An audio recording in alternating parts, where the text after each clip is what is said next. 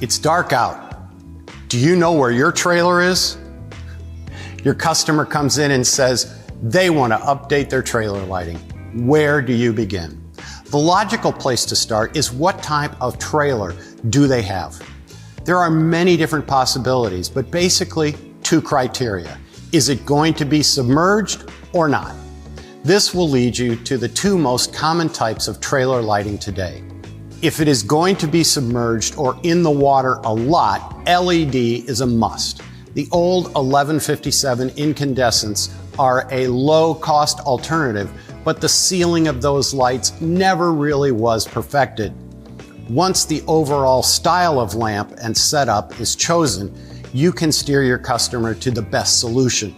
Complete kits are a great way to go. They include all wiring, lamps, connections, and clips to hold the wiring secure to the trailer frame. Some customers want to buy the replacements by the piece.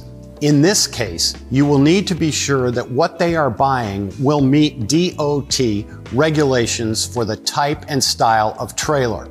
When a customer goes with custom configuration, it is an excellent opportunity for you to serve the customer by reminding them of what they may need. Start at the vehicle and be sure they have the right connector. There are many options out, but a 4 and a 7-pin connector are the most popular. There are 9-pin connectors for heavier applications. It is also good to mention that there is a color coding for trailer wiring. This will go a long way to assist the next person who has to diagnose a lighting problem on that trailer. It's imperative that they use water-resistant connectors on any splices in the system. If they are just using an ordinary butt splice, then shrink tubing is needed for sure. Ordinary electrical tape will not survive in under-trailer environments.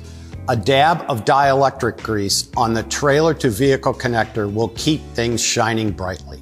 Making sure your customer has all the needed supplies and tools to complete the installation and repairs we just covered will go a long way towards keeping them safe and off the side of the road. Thanks for watching.